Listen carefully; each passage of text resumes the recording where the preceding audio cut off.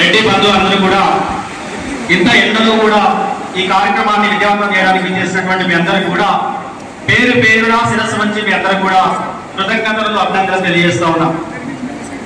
ఆత్మీయ మిత్రులారా, మనం 2016 నుండి మొన్నటి దాకా దాదాపు 8 సంవత్సరాలు సుదీర్ఘమైనటువంటి పోరాటం చేసినాం. ఈ రాష్ట్రంలో 2016 తర్వాత కొన్ని రెడ్డి సంఘాలు ఏర్పడ్డాయి. అంతకుమున్నటువంటి రెడ్డి సంఘాలు కేవలం సంక్షేమ సంఘాలు. వాళ్ళ కొంతమంది దగ్గర డబ్బులు వసూలు చేసి ఒక భవనాలు కట్టడం, ఎవరైనా చనిపోతే వాళ్ళకు ఆర్థిక సాయం చేయడం, ఎవరైనా పేద పిల్లలు ఉంటే వాళ్ళకు చనిపోయడానికి సాయం చేసేవి. కానీ 2016 తర్వాత మాకు కూడా రాజ్యాంగబద్ధంగా రావాల్సిన హక్కులు కావాలి, మాకు సంక్షేమ పథకాలలో వాటా రావాలి, మాకు ఎందుకు ఇవ్వాలని అడిగినప్పుడు చాలా మంది రెడ్డిలు ఆశ్చర్యపోయారు. అగో ఇంత రెడ్లకు కార్పొరేషన్ వస్తుందా, రెడ్లకు హక్కులు ఉంటాయా, రెడ్లకు రిజర్వేషన్లు ఉంటాయా, ఇలాంటి ఆలోచనలు వచ్చినాయి.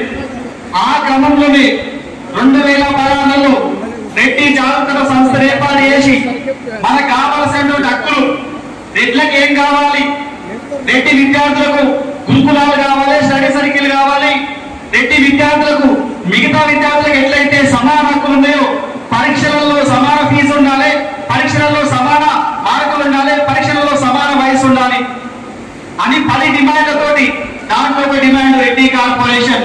మీ అందరూ తెలుసు, రెడ్డి కార్పొరేషన్ కోసం సుదీర్ఘమైనటువంటి ప్రయాణంలో దాదాపు 3 సంవత్సరాలు, సంవత్సరానికి 15 సభలు నిర్వహించినటువంటి కార్యక్రమాలు చేసినాం. మేము సంఘాలుగా రెడ్డి జాగృతిగా, రెడ్డి జేఏసీగా, రెడ్డి సంఘాల ఐక్యవేదికగా ఇలా ఉన్నటువంటి సంఘాలు పోటీ మీద పోటీపడి ఈ ప్రభుత్వాన్ని ప్రశ్నించడం, గత ప్రభుత్వాన్ని ప్రశ్నించడం. మీ అందరికి ఒక విజ్ఞప్తి చేస్తా, ఒక ఆలోచన చేయండి. ఈ రోజు 40 డిగ్రీలు ఉంటే ఈ యొక్క ఫంక్షన్ల కూర్చుంటే మనము ఇబ్బంది పడతా ఉన్నాం. ఇంత ఎంతో ఈ ఫంక్షన్ల కూర్చోాలంటేనే మనం కూర్చోలేకపోతున్నాం.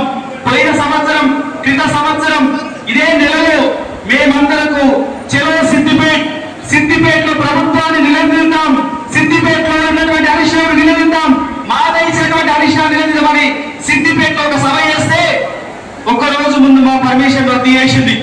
ఇంతటి మండటెండలో అక్కడ ఉన్నటువంటి డిగ్రీ కాలేజ్ ముందుగా మేమందరం నిరసన కార్యక్రమాలు చేసినాం. మేము ఇట్లనే ఆ నిరసన కార్యక్రమం పక్కన ఒక ఫంక్షన్ తీసుకున్నాం. భోజనాలకు మహిళలు వస్తే కొద్దిగా వాళ్ళకు ఎవరి అవసరాలు ఉంటాయని తీసుకున్నాం. కానీ గత ప్రభుత్వం మాపై కుట్ర వండి, మాపై కుట్ర చేసి ఆ ఫంక్షన్ కూడా తాళం వేయించారు.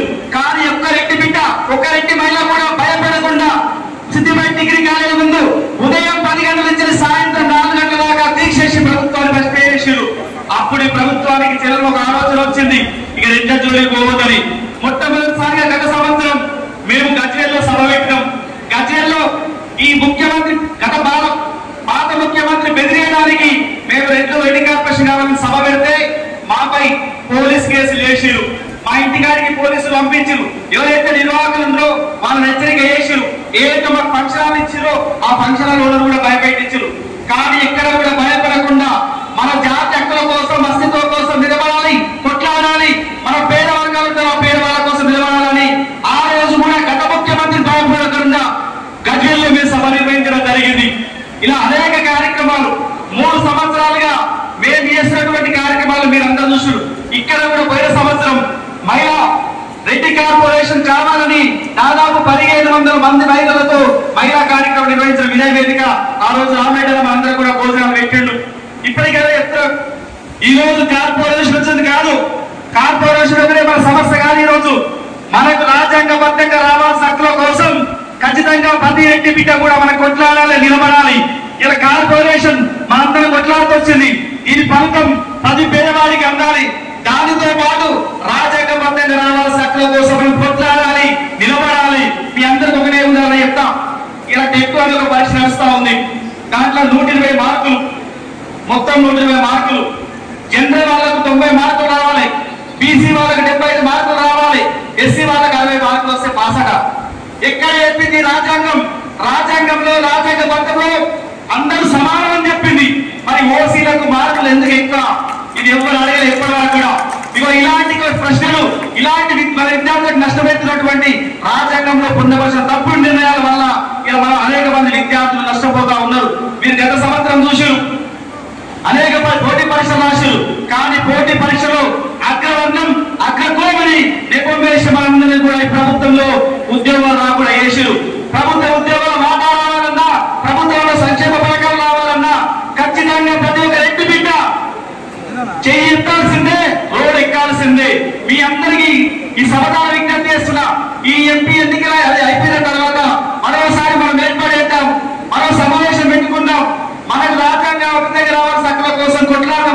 మీ అందరికి విజ్ఞప్తి చేస్తూ ఈ రోజు నాతో పాటు రెడ్డి జాగృతి ఏర్పాటు చేయాల్సిన ఇప్పటిదాకా దాదాపు 8 సంవత్సరాలతో నాతో పాటు ప్రయాణం చేసినటువంటి ఎడ్ల ఉపాలని కానీ సూర్యాపేట జిల్లా అధ్యక్షుడు నర్సరెడ్డి కానీ సరసాల సురేంద్ర రెడ్డి గారు కానీ భువనగిరి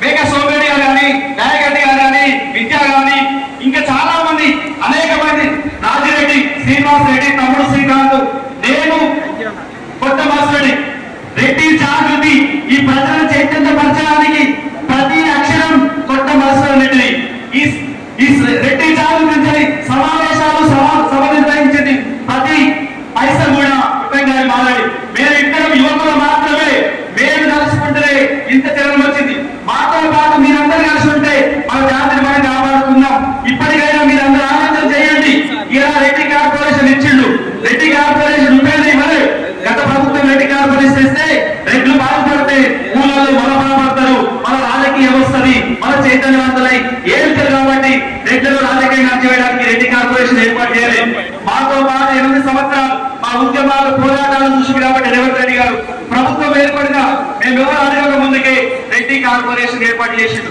ఎందుకంటే రెడ్లలో పేదలు వాళ్ళ బాధలు తెలుసు మనకేం కావాలి కాబట్టి ఇలా రేవంత్ రెడ్డి గారు ఆ కార్పొరేషన్ ఏర్పాటు చేసిండు రెడ్డి కార్పొరేషన్ ఏర్పాటు చేసినప్పుడు మిగతా వాళ్ళు ప్రశ్నించుకుని ఆలోచన చేసి ప్రభుత్వంలో అదో ఎందుకు ఏం తక్కువైంది మరి రేవంత్ రెడ్డి కార్పొరేషన్ ఇచ్చారు అన్నప్పుడు ఈలో పేదరికం పోవడానికి రెడ్డి కార్పొరేషన్ ఏర్పాటు చేసి ధైర్యంగా ఏర్పాటు చేసిండు ఈ రోజు రేవంత్ రెడ్డి గారికి ఒక గడ్డు ప్రశ్న వచ్చింది గడ్డు కాలం వచ్చింది మరి కార్పొరేషన్ ఏర్పాటు చేసింది కదా తన వాటర్ బాటిల్ ఉంది తప్పగా అయితే ఒక పిల్లవాడు వాటర్ బాటిల్ ఇస్తే బిడ్డలు సుఖ సంతోషంతో సుఖంగా ఉండాలి మంచిగా ఉండాలని మనం దీవెన చేస్తాం అలాంటిది మన పిల్లల భవిష్యత్తు కోసం మన పిల్లల విదేశాల్లో చదువుకోవడం కోసం యువకులు వ్యాపారాలు చేసుకోవడం కోసం రైతులు డాక్టర్లు ఆర్ఎస్ అనుకోవడం కోసం మహిళలు ఇంటికి కుటుంబ పరిశ్రమ పెట్టుకోవడం కోసం ఇలా రెడ్డి కార్పొరేషన్ ఏర్పాటు చేసింది అంటే రెడ్డి యువకులు మహిళలు రైతులు అందరూ కూడా బాగుపడడానికి రెడ్డి కార్పొరేషన్ ఏర్పాటు చేసింది ఇంత ఒక ఆయన మనకిచ్చి మన జీవనం కొనసాగించి ఆనందంగా ఉండడానికి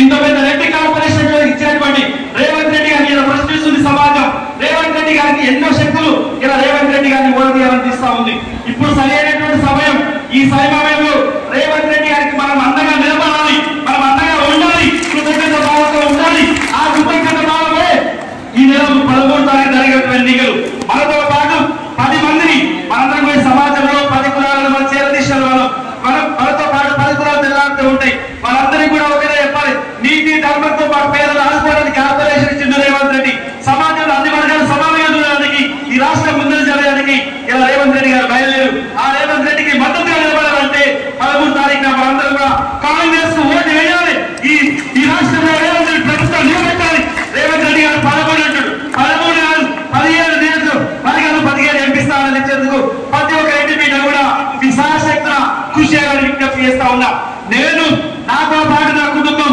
కాంగ్రెస్ అండగా నిలబడతాం నాతో పాటు నా మిత్రులు కాంగ్రెస్ నిలబడతాం నేను 100 ఓట్లు వేయడానికి నేను సిద్ధం నాతో పాటు మీరంతా సిద్ధమేనా నాతో పాటు రేవంత్ రెడ్డి గెలిపిస్తారా రేవంత్ రెడ్డికి మద్దతు నిలబడతారా రేవంత్ రెడ్డి గారికి మద్దతు నిలబడాలనుకున్నాను ఒక్కసారి చేతులెత్తి పిడికిలు బిగించి